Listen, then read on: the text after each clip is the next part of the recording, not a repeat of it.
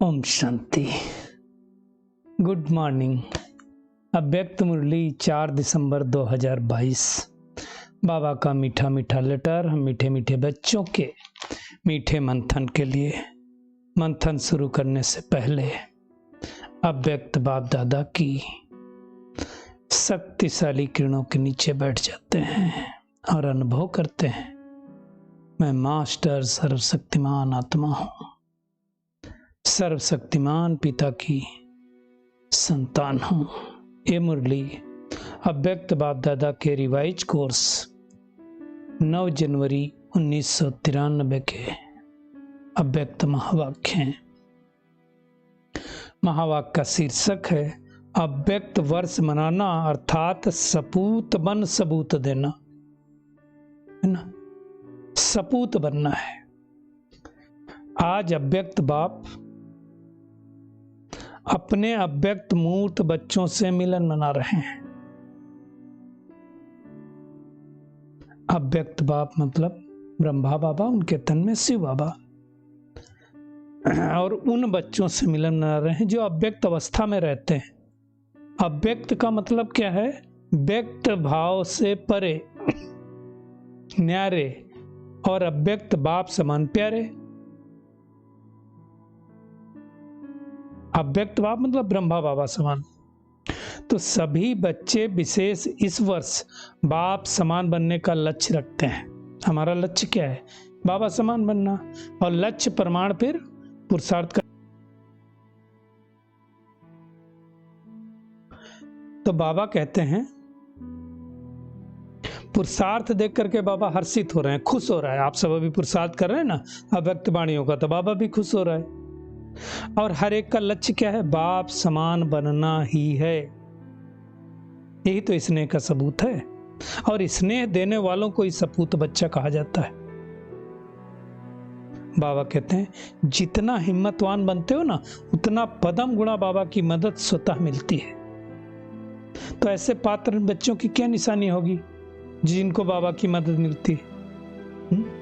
बाबा के तो सब भंडारे भरपूर है ना।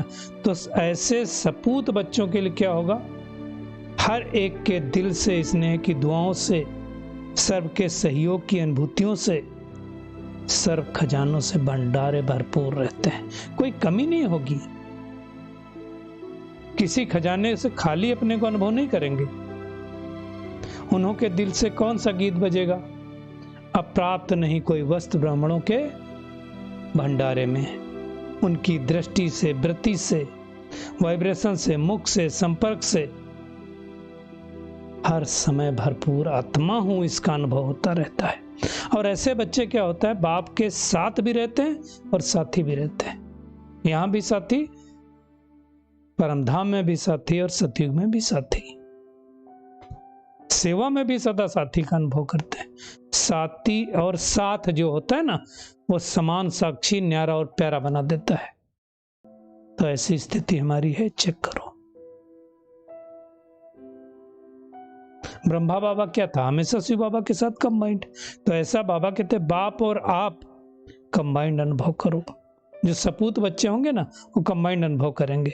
कोई की ताकत नहीं जो अलग कर सके। बाबा कहते हैं जैसे सतयुग में प्रकृति क्या रहती है? हमारी दासी रहती है, सहयोगी रहती है। तो सपूत बच्चों की स्थिति इतनी श्रेष्ठ होगी कि सर्व शक्तियां, सर्वगुण, समय प्रमाण सदा सहयोगी रहते हैं। चेक करें, ऐसे सहयोगी हैं हमारी आत्मा। ऐसी हैं तो हम सपूत हैं और बाप समान हैं।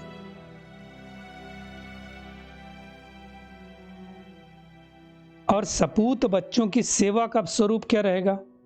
वाणी द्वारा, मनसा द्वारा सेवा करते रहते हैं। लेकिन अनेक आत्माओं को केवल यही बात नहीं है, बाप के गुणों और शक्तियों का सहयोग और प्राप्ति का अनुभव भी कराते हैं।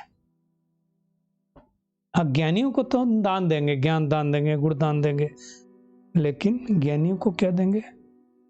प्राप्ति कराएंगे, सहयोग व प्राप्ति।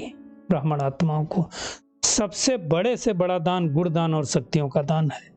निर्बल को शक्तिवान बना देना, यह श्रेष्ठ दान है, यही श्रेष्ठ सहयोग है। बाबा ने पूछा है सवाल, ऐसा सहयोग देना आता है? कि हम सोचते हैं इनसे ये ले लें, इससे ये ले लें। कई बार होता ना, हमारी भावना हो जाती है कि इनको ज्ञान देंगे तो हमको ये मिलेगा। ये भावना ठीक नहीं है। लेना नहीं, जब दाता के बच्चे हैं तो देते जाओ, देते जाओ, देते जाओ। जितना देते जाएंगे उतना संपन्नता का अनुभव करते जाएंगे। तो बाबा कहते हैं ऐसे सपूत बच्चों की लाइन में हो। लौकिक माँ बाप भी देखो किसको पसंद करता है, जो सपूत बच्चा होता है उसको ही पसंद करता है ना, जो माँ बाप के कहे के इशारे पर चलते हैं उनको ही पसंद करता है। तो जो सपूत बच्चे होते हैं ना, वो खुद भी उमंग उत्साह में रहते हैं, दूसरों को भी रखते हैं, खुद भी उड़ती कला में जाएंगे, दूसरों को भी उड़ाते रहेंगे। तो ऐसा सबूत देना है हमको। अव्यक्त वर्ष का अर्थ ही है व्यक्त भाव से, व्यक्त भावना से परे रहना। बाबा कहते हैं जीवन में उड़ती कला और गिरती कला का दो ही आधार हैं, अच्छी तरह से हम सब समझेंगे, भावना और भाव।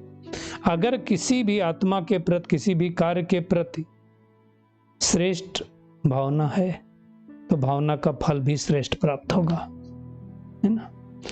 ऐसी 4-5 प्रकार की भावनाएं होती। एक है सर्व के प्रति कल्याण की भावना। दूसरी क्या है, कोई कैसा भी हो लेकिन सदा स्नेह और सहयोग देने की भावना हो। तीसरा क्या है, सदा हिम्मत और उल्लास बढ़ाने की भावना हो। और चौथा क्या है, कोई कैसा भी हो ना, सदा अपनेपन की भावना। और पांचवा है सबका फाउंडेशन क्या है, हमारा आत्मिक स्वरूप की भावना। तो ये 5 भावना है क्या हमारे अंदर, सबके प्रति कल्याण की भावना, स्नेह सहयोग की भावना, हिम्मत उल्लास बढ़ाने की भावना, कैसा हो लेकिन अपनेपन की भावना, और आत्मिक स्वरूप की भावना। ये 5 भावना है तो इसको सद्भावना कहेंगे, पॉजिटिव भावना कहेंगे। तो अव्यक्त बनना मतलब ये 5 भावनाओं से संपन्न बनना। और अगर इसके विपरीत भावना है तो फिर व्यक्त भाव अपनी तरफ खींचता रहेगा। मतलब व्यक्त भाव का अर्थ है इन 5 बातों की निगेटिव अर्थात विपरीत स्थिति में रहना। तो कौन सा भाव है हमें चेक करना है। बाबा कहते हैं माया के आने के ही 5 दरवाजे हैं। अगर निगेटिविटी है तो बाबा कहते हैं चेक करो कि विपरीत भावनाएं तो नहीं है। भावना क्या होती, पहले संकल्प में आएगी, फिर बोल में आएगी, फिर कर्म में आएगी। और जैसी भावना होगी ना, उस व्यक्ति के चलन बोल को उसी भाव से देखेंगे, सुनेंगे। मान लो किसी आत्मा के बारे में किसी ने बोल दिया, ये आत्मा तो ऐसी है, ये ऐसी है, ऐसी 5-10 बार सुन लिया। अब जैसे वो आत्मा आएगी हमारे सामने तो संकल्प चलेगा, इसके बारे में तो ऐसा सुना है। फिर बोल भी हमारे उसके प्रति वैसे ही होंगे और फिर उसके प्रति व्यवहार अर्थात कर्म भी वैसे ही होगा। तो ये चेक करना। ईर्ष्या की भावना होगी तो अपनेपन की भावना नहीं होगी। फिर क्या होगा, उस व्यक्ति के चलन बोल में मिसअंडरस्टैंडिंग होगा, गलतफहमी होगी। हमें वो गलतफहमी नहीं करनी है, बुरा भाव नहीं रखना किसी के प्रति। तो बाबा कहते चेक करो, हर आत्मा के प्रति शुभ भावना स्वभाव रहता है। भाव को अगर गलत समझा तो मिसअंडरस्टैंडिंग, और वही माया का गेट बन जाता है। बाबा कहते हैं कई बच्चे अशुद्ध भावना और शुद्ध भाव से अलग भी रहते हैं, लेकिन एक है शुभ भाव और भावना, और दूसरा है व्यर्थ भाव और भावना, तीसरी है साधारण भावना व भाव। हम ब्राह्मण आत्मा है तो क्या होना चाहिए, सेवा भाव। साधारण भावना व भाव नुकसान नहीं करता है, लेकिन हम ब्राह्मण आत्माओं का कर्तव्य क्या है, शुभ भावना से सेवा भाव करना, है ना। तो ब्राह्मण जीवन का बाबा कहते हैं जो विशेष वरदान है कि हर आत्मा के प्रति श्रेष्ठ भावना, श्रेष्ठ भाव रखो। इसको परिवर्तन करना है तो अव्यक्त फरिश्ता बाप समान हम बन पाएंगे।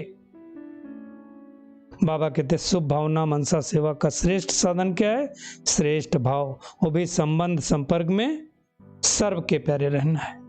और जो सदा हर एक आत्मा के प्रति श्रेष्ठ भाव धारणा रखता है वही मालिक कमांड का दाना बनता है। तो ऐसे हैं, हम चेक करना है।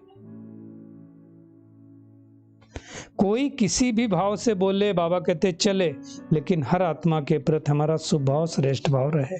और जो इसमें विजयी होंगे ना, वही माला के दाना में पिरोए जाएंगे।